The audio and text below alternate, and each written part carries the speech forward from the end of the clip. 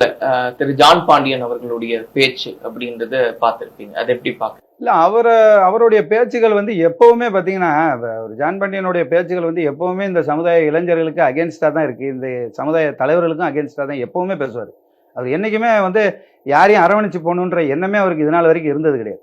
நல்லா பார்த்தீங்கன்னா, இப்போ பசுபதி பாண்டியனுடைய கொலை வழக்கில் சம்மந்தப்பட்டவரை கல்யாண நிகழ்ச்சிக்கு கூப்பிட்டு கட்டிப்பிடிப்பார்.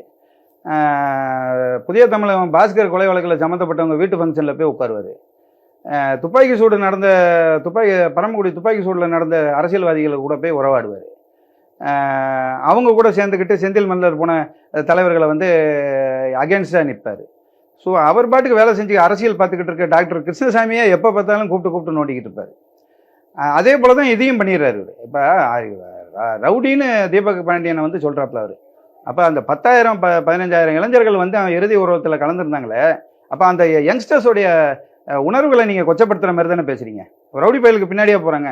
உங்களுடைய ப்ரீவியஸ் கேட்டால் ப்ரீவியஸ் ஹிஸ்ட்ரின்றீங்க. உங்களுடைய ப்ரீவியஸ் ஹிஸ்ட்ரியை எடுத்து பார்த்தா எவ்வளோ பெரிய ஹிஸ்ட்ரி. உங்களுடைய பழைய கேஸுக்கு விவேக் சுனிதா கேஸெல்லாம் அது என்ன சமுதாயத்துக்குள்ள கேஸ்? அது ஒரு கள்ளக்காதலுக்கு சப்போர்ட் பண்ணி அதில் ஒரு கொலை நடந்து அதில் நீங்கள் போய் ஆல்மோஸ்ட் ஜட்ஜ்மெண்ட்டில் 8 வருஷம் உள்ளே உட்காந்துட்டு வந்திருக்கீங்க. நீங்கள் போய் ஒரு எந்த கேஸ்லையும் கன்விக்ட் ஆகாத ஒருத்தனை போய் நீங்கள் ரவுடின்னு நீங்கள் சொல்கிறீங்க, கூலிப்படன்னு சொல்கிறீங்க.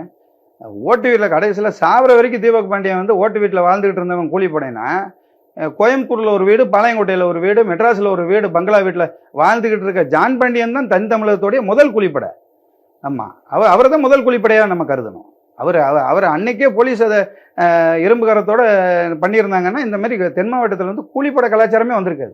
எல்லாத்துக்குமே அவர் தான் காரணம். அவர் பேசுனது பூராமே அவர் சுயச்சரித்திரத்தை பேசின மாதிரியே இருந்துச்சு. நாங்கள் கேட்கும்போது எல்லாமே ரவுடின்னு சொல்கிறது. இப்போ பாருங்கள், எக்மோரில் அவர் நின்னார். பரந்தாமனும் இவரோ சுப வீராபண்டியா என்ன பிரச்சாரம் பண்ணாங்கன்னு நினைக்கிறீங்க நீங்கள்? ஒரே ஒரு பிரச்சாரம் தான் வச்சாங்க அங்கே எக்மோரில். ஜான் பாண்டியன் இந்த தொகுதியில் ஜெயிச்சாருன்னா உங்களுடைய கடையெல்லாம் அடித்து பிடிங்கிடுவார், உங்கள் பொருளெல்லாம் அடித்து பிடிங்கிடுவார், ஜாக்கிரதையாக இருங்கன்னு மட்டும்தான் பிரச்சாரம் பண்ணாங்க. வேறு ஒன்றுமே பண்ணல. அவர் ஒரு ரவுடின்னு தான் பிரச்சாரம் பண்ணாங்க. அப்போ பொதுமக்கள் அவர் என்ன பார்வையில் பார்க்குறாங்கன்னு முதல்ல அவரை நினச்சி பார்க்கணும்ல. அதை நினச்சி பார்க்காம அவர் வந்து சும்மா எல்லாரையும் இளைஞர்களை விமர்சனம் பண்ணுறது. டாக்டர் கிருஷ்ணசாமி சும்மா அவர் எதுவுமே பண்ணுறதுக்கு, அவர் இவரை பற்றி எதுவுமே பேசுறது கூட கிடையாது. அவரை சும்மா இப்போ கூட பாருங்கள், அவருக்கு எதிர்த்து 6 முறை நின்றுருக்காரு ஒரு கான்ஸ்டியூன்சியில். 7வது முறையும் முயற்சி பண்ணுறாரு. ஒரு ஓட் பேங்கை கன்சாலிடேட் பண்ணி வச்சிருக்காரு டாக்டர் கிருஷ்ணசாமி. அதை போய் கெடுக்கணும்னு சொல்லிட்டு போய் அங்கே போய் நிற்கிறாரு பாருங்க. சரி, உங்களுக்கு டாக்டர் கிருஷ்ணசாமியை தான் பிடிக்கலன்னா பிஜேபியில் வந்து ஆனந்த் ஐயாசாமின்னு ஒருத்தர் வந்து கிரவுண்ட் ஒர்க் பண்ணி வச்சிருக்காரு. கிரவுண்ட் ஒர்க் பண்ணி ஒரு 1.5 லட்சம் ஓட்டு நிறைய இளைஞர்களிட மத்தியில் நல்ல பேர் வாங்கி வச்சிருக்காரு. அவருடைய சீட்டிங் எடுத்து சரி டாக்டர் கிருஷ்ணசாமி தான் ஜெயிக்கக்கூடாதுன்னு நீ நினைக்கிற. சரி, நம்ம சமுதாயம் முன்னேறட்டும் நீ நினச்சிருந்தா என்ன செஞ்சுருக்கணும்? சமுதாயம் முன்னேறணும்னு நினச்சிருந்தா நீ போய் ஆனந்த ஐயாசாமிக்கு சப்போர்ட் பண்ணி ஜெயிச்சிருந்தா அட்லீஸ்ட் ஒரு 10,000 இளைஞர்களுக்காவது வேலை வாய்ப்பு கிடைச்சிருக்கும்ல.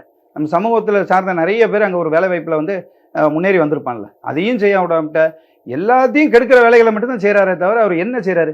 நாங்கள் சுய சமூகத்தில் உள்ள தலைவர்களை விமர்சனம் பண்ணக்கூடாதுன்னு நாங்கள் நினைக்கிறோம். திரும்ப பண்ண வச்சுக்கிட்டு இருக்காரு அவர். இப்போ திரும்ப நீங்கள் நினச்சதெல்லாம் பேசிக்கிட்டு இருக்கீங்க, வாய்க்கு வந்ததெல்லாம் பேசிக்கிட்டு இருக்கீங்க, எல்லாரையும் காயப்படுத்துறீங்க.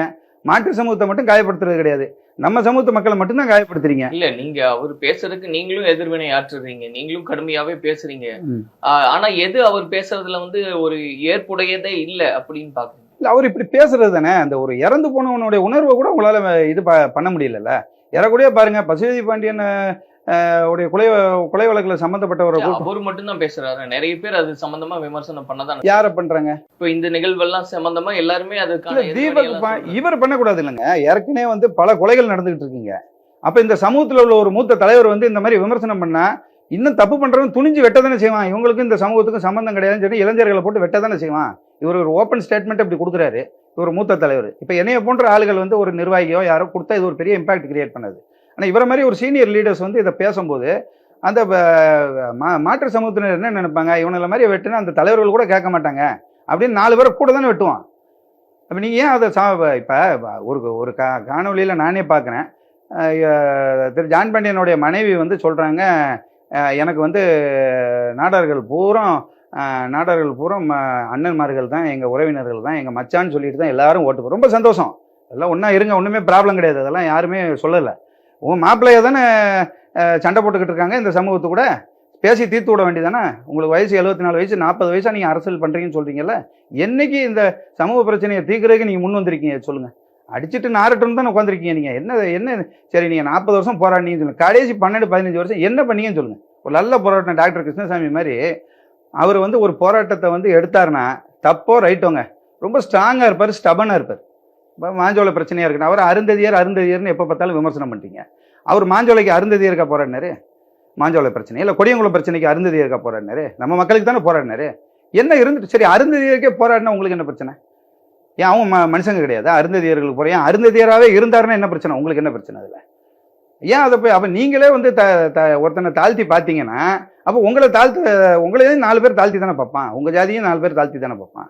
நீங்கள் ஏன் ஒருத்தனை தாழ்த்தி பார்க்குறீங்க? அதே போல் தலித்துன்னு சொன்னால் நாக்க வெட்டுவேன்னு சொல்லி இளைஞர்களை வந்து திசை திருப்புற தலைவர் ரவுடியா, இல்லை வந்து என்னோட முடிஞ்சு போகட்டும் நீங்கள்லாம் படிங்கடா அப்படின்னு சொன்ன தீபக் பாண்டியன் ரவுடியான்னு இது மக்கள் பார்வைக்கே விட்றேன் நான். அவருக்கு எதுக்குங்க போலீஸ் செக்யூரிட்டி சொல்கிறாரு? அந்த ஒரு பேட்டியிலே சொல்கிறாரு, என்னைய வந்து யாராலையும் நெருங்க முடியாதுன்னு சொல்கிறாரு. தப்பு பண்ணவனை மட்டும்தான் நெருங்குவாங்கன்னு. தீபக்கை தப்பு பண்ணாங்க நெருங்கினான்னு சொல்கிறாரு. தீபக் தப்பு பண்ணிட்டான், வம்புல திருப்பான், அதனால நெருங்கினார். தியாகி இமானுவேல் சேகரனையுமே படுகொலை செய்யப்பட்டார் 1957. அவர் தப்பு செஞ்சாரா? என்ன சொல்ல வரீங்க? உங்கள் கூட பிறந்த சகோதரரே படுகொலை செய்யப்பட்டார். அவர் வருஷம் நீங்கள் நிர்வாகிகளை கூட்டு போய் வழிபடுறீங்க. அப்போ அவர் என்ன தப்பு செஞ்சார்? உங்கள் சகோதரர் என்ன தப்பு செஞ்சார்? அவரும் வெட்டி படுகொலை செய்யப்பட்டார். அப்போ என்ன சொல்ல வரீங்க? என்ன பேசுகிறீங்கன்னே தெரியாமல் பேசிக்கிட்டு இருக்கீங்களே. தொடர்ந்து நீங்கள் பேசிக்கிட்டே இருந்தீங்கன்னா நாங்கள் எங்களை போன்ற இளைஞர்கள் பேச ஆரம்பிச்சிருவோம். நாங்கள் ஏன் பொறுமையாக இருக்கோம்னா நல்லா புரிஞ்சுக்கோங்க, சொந்த சமூக தலைவர்கள் மேலே விமர்சனம் பண்ணக்கூடாதுன்னு ரொம்ப நாளாக காத்துட்டோம். அதே போல் இன்னும் நிறைய டீசெண்டான ஆளுங்க என்ன நினைக்கிறாங்கன்னா வெள்ளைச்சட்டையை போட்டுட்டு சாக்கடையில் கல்லை வீசக்கூடாதுன்னு நினைக்கிறாங்க. அதனால் நீங்கள் அந்த மரியாதையை நீங்களே காப்பாற்றிக்கணும். உங்கள் மேலே மரியாதை இந்த சமூகம் வச்சுருக்குன்னா அந்த மரியாதையை நீங்களே காப்பாற்றிக்கணும்.